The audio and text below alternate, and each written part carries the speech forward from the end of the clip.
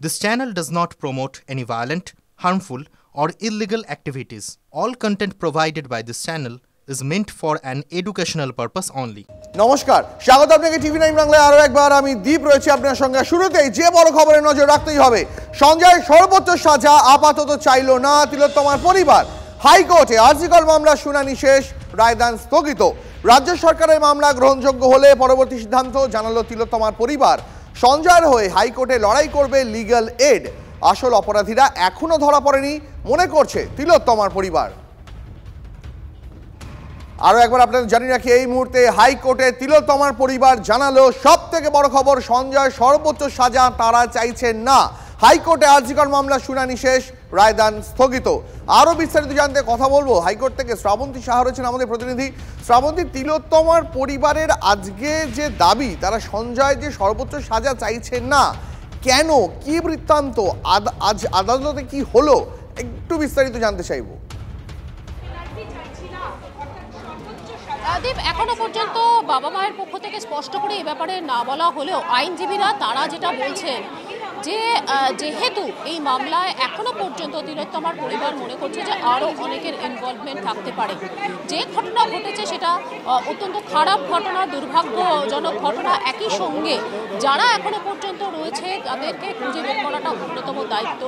এবং কিছুক্ষণ আগেই আইনজীবী গার্গী গোস্বামী, তিলোত্তমার বাবা মায়ের আইনজীবী, তিনিও আরেকটা কথা বলছিলেন যে বারবার এই মামলার আগে তারা বাবা মার সঙ্গে কথা বলেছেন। বাবা মার বক্তব্য সর্বোচ্চ সাজা যেটা আদালত মনে করেছে সেটাই দিয়েছে, তার উপরে আলাদা করে তাদের কিছু বলার নেই।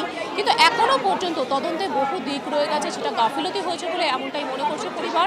তাই আপাতত সেগুলিকে সামনে আনা দরকার। যদিও দীপ, আজকে বিচারপতি দেবাংশু বসাকের এজলাসে এ নিয়ে আলাদা করে কিছু বলতে চাননি আইনজীবী, পরিবারের আইনজীবী। তিনি শুধুমাত্র বলেছেন যে গ্রহণযোগ্য মামলা কিনা, অর্থাৎ রাজ্য সরকার যে আবেদন করেছে সেটি গ্রহণযোগ্য কি গ্রহণযোগ্য না সে ব্যাপারে তাদের কিছু বলার নেই। এই মামলা যদি পরবর্তী সময় চলে তাহলে তারা এই ব্যাখ্যা দেবেন যে কেন তারা ক্যাপিটাল পানিশমেন্ট চাইছেন। আলাদা করে তিলোত্তমার বাবা মা আসবেন কিনা সে ব্যাপারেও পরিবার এখনো পর্যন্ত কোনো সিদ্ধান্ত নেয়নি বলেই জানিয়েছেন। অন্যদিকে সিবিআই এবং রাজ্য সরকার উভয় সর্বোচ্চ সাজা চেয়ে আদালতে উপস্থিত হয়েছিল। আজকে বিচারপতি দেবাংশু বসাক রাজ্যের কাছে জানতে চান, দুটি মামলা একই রকম জিনিস চাওয়া হচ্ছে, যেহেতু গোটা বিষয়টি তদন্ত করেছিল সিবিআই এবং একসময় রাজ্য সরকারের হাত থেকে সিবিআই এর হাতে এই তদন্ত চলে গেছিল, তাহলে রাজ্য সরকার কিভাবে এই মামলা করতে পারে, আদৌ সেটি গ্রহণযোগ্য রয়েছে?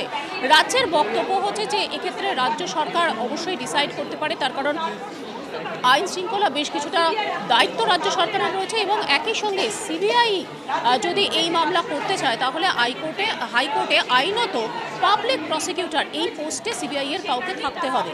যদিও পাবলিক প্রসিকিউটর হিসেবে সিবিআই এর কেউ নেই, তাই আদতে সিবিআই কে করে অ্যাপিল করছেন, এরকম একটা পাল্টা যুক্তিও এই যে কিশোর দত্ত দিয়েছেন। যদিও বিচারপতি বসাকের বক্তব্য হলো পাবলিক প্রসিকিউটর থাকুক না থাকুক এ ব্যাপারে সিবিআই তদন্ত করেছিল, সিবিআই যাবতীয় ট্রায়াল সম্পন্ন করেছিল, তাই উচ্চ আদালতে তারা আসতেই পারে। আজ এই মামলায় যেমনভাবে সিবিআই এর ডেপুটি সলিসিটর জেনারেল তারা ছিলেন, একই সঙ্গে additional solicitor general MV Raju তিনি উপস্থিত ছিলেন। তাঁর বক্তব্য ছিল যে রাজ্য তদন্তে অখুশি হয়ে একসময় সিবিআই এর হাতে এই তদন্ত তুলে দেন প্রধান বিচারপতি কলকাতা হাইকোর্ট। গোটা ট্রায়ালে কোথাও রাজ্য সরকারের কোনো ভূমিকা ছিল না, গোটা তদন্তেও রাজ্য সরকারের পরবর্তী সময় কোনো ভূমিকাই ছিল না, তাই সর্বোচ্চ সাজার আপিলে কোনোভাবেই রাজ্য সরকার আসতে পারে না। প্রায় 2 ঘন্টার উপরে শুনানি চলেছে দ্বীপ, এবং তারপর বিচারপতি বসাকের ডিভিশন বেঞ্চ সমস্ত পক্ষকে আজকের বলার সুযোগ দিয়েছেন, তাদের বক্তব্য নিয়েছেন এবং তারপর রায়দান স্থগিত করা হয়েছে, শুনানি শেষ হয়েছে। এই মামলায় আজকের আরও একটা গুরুত্বপূর্ণ দিক হলো জাজ জালান, যিনি ব্যক্তিগতভাবে সঞ্জয় রায়ের হয়ে লড়াই করতে চেয়েছিলেন, তার কারণ তাদেরও দাবি ছিল যে আমি আসছি তোমার কাছে। তিলোত্তমার পরিবার তারা আজ কি জানালো, কি জানালেন তিলোত্তমার বাবা, শোনাই দর্শকদের। হাইকোর্টে কি ধরনের মামলা হয়েছে, কে কি পিটিশন করেছে, আমরা আজ পর্যন্ত তার নিষ্পত্তি পাই। সংবাদ মাধ্যমের খবরের মাধ্যমে এসেছি এবং আমরা কি হয় কোর্টে একটা টেনশনে আছি, সেটা দেখাতে আমরা চাইছি যারা যারা এই ঘটনার সঙ্গে জড়িত সবাই সামনে আসুক, সবাইকে তদন্তের আওতায় এনে বিচার ব্যবস্থার আওতায় এনে চরম শাস্তি দেওয়া। আমি আরো একবার শ্রাবন্তীর কাছে জানতে চাইবো। শ্রাবন্তী, তিলোত্তমার পরিবার তারা আজকে আবারও বলছে, যে কথা তারা টিভি9 বাংলা স্টুডিওতে এসেও বারবার বলে গেছেন, যে এই মামলার যে তদন্ত হয়েছে সেই তদন্ত ঠিক মতন হয়নি, দোষী এখনো পর্যন্ত, যারা আসল দোষী এখনো তাদের খোঁজ পাওয়া যায়নি। আজ তিলোত্তমার পরিবারের আইনজীবী আদালতকে কি জানালেন? দেখো, একেবারে শেষ মুহূর্তে পরিবারের সঙ্গে কথা বলতে চান, পরিবারের লয়ারের সঙ্গে কথা বলতে চান বিচারপতি ডিভিশন বেঞ্চ। আগেও গত সপ্তাহে যে শুনানি হয়েছিল সেই সময় পরিবার কি বলতে চাইছেন সেটা বিচারপতি বসাক জানতে চেয়েছিলেন। আজকের পরিবারের পক্ষ থেকে শামীম আহমেদ আইনজীবী তিনি জানিয়ে দেন যে মামলার গ্রহণযোগ্যতা আছে কিনা সে ব্যাপারে তাদের কিছু বক্তব্য নেই। মামলা যদি পরবর্তী সময় হিয়ারিং হয় তাহলে তারা তাদের বক্তব্য রাখবেন এবং শেষে তারা বলেন ক্যাপিটাল পানিশমেন্ট, সর্বোচ্চ সাজা যদি মৃত্যুদণ্ড হয় তাহলে তারা সেটা চাইছেন না। এরপর কেন চাইছেন না সেই ব্যাপারে তারা কিছু বলতে চাননি। তাদের বক্তব্য আলাদা করে যখন এই মামলার শুনানি হবে সেই সময় তারা বক্তব্য রাখবেন। আইনজীবীরা পরে বাইরে ব্যাখ্যা দিয়েছেন যে এই মুহূর্তে বাবা মায়ের সঙ্গে তারা কথা বলেছেন, তারা বলছেন সর্বোচ্চ সাজা নিম্ন আদালত যেরকমটা মনে করেছে সেটাই দেওয়া হয়েছে, তাই নিয়ে তাদের কিছু বক্তব্য নেই। কিন্তু তদন্তে যে একাধিক ধরনের অসঙ্গতি রয়েছে সেই ব্যাপারটা সামনে আসুক। অর্থাৎ কোথাও গিয়ে দীপ তারা মনে করছেন সঞ্জয় রায় একা দোষী ছিল না, তার সাথে আরও অনেকেই ছিল দোষী, তারা যাতে সামনে আসে উচ্চতর আদালতে সেই বিষয়টি সামনে আনা হোক। এবং আজকের বিচারপতি বসাক একেবারে শেষের দিকে সিবিআই এর কাছে বলেছেন যে যদি প্রয়োজন হয় তাহলে রেকর্ড আমরা দেখতে পারি। কনস্টিটিউশনাল কোর্ট হিসেবে যে কোনো সময় যাবতীয় রেকর্ড, যাবতীয় তথ্য আদালত জানতে পারে। অর্থাৎ কোথাও গিয়ে একটা এখনো পর্যন্ত আশার আলো পরিবার দেখছে যে এক্ষেত্রে তদন্তর ক্ষেত্রে বিভিন্ন প্রশ্ন বিচারপতিরা তুলতে পারেন এবং সেজন্যই তারা এই আর্জি করেছেন বলে অনেকে মনে করছেন। একেবারে আমাদের সঙ্গে থেকে এই মুহূর্তে আরও একবার আপনাদের জানিয়ে রাখি, সঞ্জয়ের হয়ে হাইকোর্টে লড়াই করবে লিগ্যাল এড। আসল অপরাধীরা এখনও ধরা পড়েনি এমনটাই মনে করছে তিলোত্তমার পরিবার। আর তিলোত্তমার পরিবার তারা চায় না সঞ্জয়ের ক্যাপিটাল পানিশমেন্ট হোক। এই নিয়ে আমরা এই মুহূর্তে যোগাযোগ করেছি জুনিয়র চিকিৎসক পিজিটি অনিকেত মাহাতোর সঙ্গে। অনিকেত, আজকে হাইকোর্টে আরজিকর মামলা শুনানিতে তিলোত্তমার পরিবার জানালো আসল অপরাধী এখনো ধরা পড়েনি, তারা সঞ্জয়ের ক্যাপিটাল পানিশমেন্ট চান না। আপনার পর্যবেক্ষণ জানতে চাইব। না, এই বিষয়ে আমার যেটা সুস্পষ্ট এবং ডব্লিউবি থেকে সুস্পষ্ট মত যে অবশ্যই ফাঁসি বা যাবজ্জীবন এই বাইনারিতে আমরা যেতে চাইছি না। আমরা যেটা যেতে চাইছি সেটা হচ্ছে যে সঞ্জয়ের সাথে আর কারা, সাপ্লিমেন্টারি চার্জশিট কবে দেওয়া হবে, অভিযুক্ত সঞ্জীব ঘোষ এবং টালা থানার ওসি অভিজিৎ মন্ডল তারা এখনো জামিনে মুক্ত কেন, তাদের বিরুদ্ধে ক্রিমিনাল প্রসিডিং কবে শুরু হবে, এবং হাইকোর্ট মাননীয় বিচারপতি অনির্বাণ দাস মহাশয় যে অবজারভেশন গুলো রেখেছেন যে পুলিশি এবং হচ্ছে যে হসপিটাল কর্তৃপক্ষের উপর, সেই নিয়ে ইনভেস্টিগেশন কবে শুরু হবে, তাদেরকে কবে অ্যারেস্ট করা হবে, এই নিয়ে যাবতীয় তদন্ত কি, তদন্তের গতি প্রকৃতি কি, এইটা আমরা মনে করি যে এই মুহূর্তের সবচেয়ে গুরুত্বপূর্ণ বিষয় 9 আগস্টের ঘটনাকে কেন্দ্র করে। আপনাকে অনেক ধন্যবাদ আপনার প্রতিক্রিয়ার জন্য। আমি আরও একবার শ্রাবন্তীর কাছে চলে যাবো। শ্রাবন্তী, অনিকেতের সঙ্গে আমরা কথা বলছিলাম, তিনিও একই কথা জানালেন যে তারাও মনে করছেন যে আসল অপরাধী এখনো ধরা পড়েনি। এরপর মামলার গতি প্রকৃতি কোন দিকে এগোতে পারে বলে মনে হচ্ছে? দেখো, প্রাথমিকভাবে বিচারপতি দেবাংশু বসাক রায় দেবেন এবং সেখানে তিনি স্পষ্ট করবেন যে এই মামলা আদৌ গ্রহণযোগ্য কিনা। তার কারণ যেদিনকে সঞ্জয় রায়ের একেবারে যাবজ্জীবনের নির্দেশ দিয়েছিলেন সেদিনে মুখ্যমন্ত্রী তিনি অসন্তোষ প্রকাশ করেছিলেন এবং তিনি বলেছিলেন যে তারা চাইছেন ফাঁসি হোক। তার পরপরই রাজ্য সরকার আবেদন করে, কিন্তু আদৌ কি এই আবেদন যুক্তিযুক্ত, আদৌ কি এই আবেদন গ্রহণযোগ্য, সেটা প্রথমে জাজমেন্ট দিয়ে বলবেন ডিভিশন বেঞ্চ। একই সঙ্গে সিবিআই এর আর্জি, তারা যেহেতু এই মামলার তদন্ত করেছিল তারাও চাইছে সঞ্জয় রায়ের ফাঁসি হোক। ফাঁসি হোক কেন? কারণ তোমার মনে থাকবে শেষ দিন সিবিআই এর পক্ষ থেকে জানিয়ে দিয়েছিলেন আইনজীবী যে সমাজে যারা এখনো পর্যন্ত সন্তানদের উচ্চ শিক্ষায় পাঠাতে চান তারা কোথাও গিয়ে এটা মনে করবেন যে যেখানে নিরাপত্তাই নেই তাহলে কিভাবে উচ্চ শিক্ষা হবে, তাই তারা সর্বোচ্চ সাজা চাইছেন এবং তাদের যে বক্তব্য সেটা কি আদালতে গ্রাহ্য হবে। এই মামলায় হয় রাজ্য সরকার না হলে সিবিআই যে কোনো একটি আপিল শুনতে পারেন, যে কোনো দুটো মামলা একই রকম আপিল হলে হতে পারে না, এরকমটা বিচারপতি বসাকের মন্তব্য। তাই তিনি স্থির করবেন প্রথমে যে কে কার মামলা গ্রহণযোগ্য এবং তারপরে তিনি একটি রায় দেবেন। একই সঙ্গে এটা আজকে স্পষ্ট হয়ে গেল যে কোনো ব্যক্তিগত আইনজীবী নন, সঞ্জয়ের হয়ে লিগ্যাল এড তারাই এই মামলায় পরবর্তী সময় পার্টিসিপেট করবে, তারাই অংশগ্রহণ করবে, সেখানে তাদের বক্তব্য হবে ফের যাতে সর্বোচ্চ সাজা সঞ্জয়কে না দেওয়া হয় সেই বিষয়টি। তবে গুরুত্বপূর্ণ হয়ে উঠতে পারে যে দিকগুলো সেটা হচ্ছে যে একাধিক প্রশ্নে অসঙ্গতি রয়ে গেছে, একাধিক বিষয় দিক এখনো পর্যন্ত সামনে আসেনি বলে অনেকেই বলছেন, আইনজীবীরা অনেক প্রশ্ন তুলছেন যে ইন্টারোগেশন যখন হয় তিলোত্তমার সাথে শেষ সময়ে যারা যারা ছিলেন তাদের ইন্টারোগেশন সঠিকভাবে হয়নি, তাদের শুধুমাত্র স্টেটমেন্টটা রেখা হয়েছে, একমাত্র একজন চিকিৎসক ছাড়া বাকিদের কেন জিজ্ঞাসাবাদ সেই অর্থে করা হয়নি, এই প্রশ্নগুলো যেমন সামনে আসছে। দ্বিতীয়ত হচ্ছে সিবিআই এর ভূমিকা নিয়ে শুধুমাত্র নিম্ন আদালত একটি ক্ষেত্রেই একটি প্যারাগ্রাফে বলা যেতে পারে অসন্তোষ প্রকাশ করেছিল সীমা পাহুজা, তার ভূমিকা নিয়ে রীতিমতো অসন্তোষ প্রকাশ করেছিল নিম্ন আদালত। তাহলে কি সেই তদন্ত ক্ষেত্রে কোথাও গাফিলতি রয়ে গেছে? একেবারে এই সমস্ত দিকে আমাদের নজর থাকবে। আপাতত তোমাকে অনেক ধন্যবাদ শ্রাবন্তী। তিলোত্তমার বাবা তিনি আজকে কি জানিয়েছেন শোনাবো আর একবার। আমরা কোনো হাইকোর্টে কি ধরনের মামলা যে কে কি পিটিশন করেছে আমরা আজ পর্যন্ত সার্ভিস কপি পাই। সংবাদ মাধ্যমের খবরের মাধ্যমে এসেছি এবং আমরা কি হয় কোর্টে একটা টেনশনে আছি সেটা দেখাতে আমরা চাইছি যারা যারা এই ঘটনার সঙ্গে জড়িত সবাই সামনে আসুক, সবাইকে তদন্তের আওতায় এনে বিচার ব্যবস্থার আওতায় এনে চরম শাস্তি দেওয়া।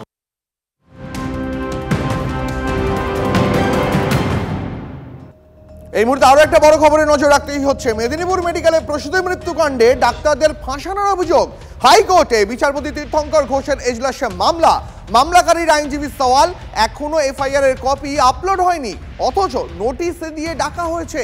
রাজ্যকে প্রশ্ন বিচারপতির, কেন পুলিশ এখনো এফআইআর আপলোড করেনি? বিচারপতির নির্দেশ, আজই এফআইআর এর কপি দিতে হবে মামলাকারীকে। আগামীকাল বিকেল 4:30টায় শুনানি, কেস ডায়েরি হাজির করতে হবে আদালতে। এই মুহূর্তে আরো একটা বড় খবর আপনাদের আরো একবার জানাতেই হচ্ছে। সঞ্জয় সর্বোচ্চ সাজা আপাতত চাইল না তিলোত্তমার পরিবার। হাইকোর্টে আরজি কর মামলা শুনানি শেষ, রায়দান স্থগিত। এই নিয়ে কথা বলার জন্য আমাদের সঙ্গে এই মুহূর্তে বিশিষ্ট চিকিৎসক ডক্টর তমনাশ চৌধুরী রয়েছেন। আমি তমনাশ বাবুর কাছে সরাসরি একটা কথা জানতে চাইব। তমনাশ বাবু, সঞ্জয় যে এখনো পর্যন্ত ধৃত অভিযুক্ত সাজাপ্রাপ্ত, তার পরিবার চাই, মানে তিলোত্তমার পরিবার চাইছে সেই সঞ্জয়ের সর্বোচ্চ সাজা না হোক, রদ করা হোক। কেন তিলোত্তমার পরিবার এখনো মনে করছে যে অপরাধীরা এখনো পর্যন্ত ঘুরে বেড়াচ্ছে, তাদের এখনো পর্যন্ত গ্রেপ্তার করা যায়নি, তাদের তদন্তের আওতায় আনা যায়নি? আপনার পর্যবেক্ষণ কি? সঞ্জয় রায় আমরা মনে করি একা দোষী নয়। সঞ্জয় রায়ের সাথে আরো অনেকেই ছিল। সঞ্জয় রায়কে যদি ফাঁসিতে ঝুলিয়ে দেওয়া হয় তাহলে আমাদের মনে হচ্ছে যে শেষ, হয়তো কখনো যদি ভবিষ্যতে ওর কখনো মত বদলায়, ও বলে যে কারা ছিল, সেই সুযোগও চলে যাবে। তাই সঞ্জয়ের ফাঁসি হলো কি আমৃত্যু, যারা কারা জীবন হলো, তার থেকেও বড় ইম্পর্টেন্ট বা বেশি গুরুত্বপূর্ণ বাকি দোষীদের খুঁজে বের করা। এবং যে কাজ কলকাতা পুলিশ প্রথম কয়েকদিন করেনি, যে কাজ সিবিআই করার দায়িত্ব ছিল, তারা যথাযথভাবে করেনি। তাই আমাদের কাছে এটা অনেক গুরুত্বপূর্ণ। তদন্ত প্রক্রিয়া এখনো চলছে, সেই তদন্ত প্রক্রিয়া শেষ করে বাকি দোষীদের খুঁজে বের করা, তথ্য প্রমাণ লোপাটের সাথে যারা যুক্ত আছে তাদেরকে খুঁজে বের করা, এই হত্যার সাথে যারা পরিকল্পনায় যুক্ত তাদের বের করা। তাই সঞ্জয়ের ফাঁসি হলো কি হলো না, সঞ্জয়ের ফাঁসি সেক্ষেত্রে খুব গুরুত্বপূর্ণ নয় বলে আমরা মনে করি। তমনাশবাবু, এর পরে মানে এই মামলার গতি প্রকৃতি এর পরে কোন দিকে যেতে পারে বলে আপনার মনে হচ্ছে? ইতিমধ্যেই নির্যাতিতার বাবা মা সুপ্রিম কোর্টে গেছেন। কেন গেছেন? কারণ তারা মনে করেছেন সিবিআই যথাযথভাবে তদন্ত করছে না। সিবিআই কলকাতা হাইকোর্টের তত্ত্বাবধানে তারা তদন্ত করুক, এইটা জানবার জন্য।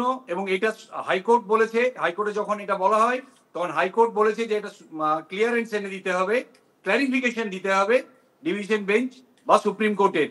তো সুপ্রিম কোর্টে আগামী 29 তারিখ তার শুনানি আছে, যেখানে ক্ল্যারিফিকেশন সুপ্রিম কোর্ট থেকে নেওয়া হবে, যাতে হাইকোর্টের তত্ত্বাবধানে এই মামলার তদন্ত প্রক্রিয়া সিবিআই কে চালাতে হবে। সিবিআই এর উপরে তত্ত্বাবধান ছাড়া সিবিআই যে তদন্ত করছে তার মধ্যে প্রায় 56টি ফাঁক আছে।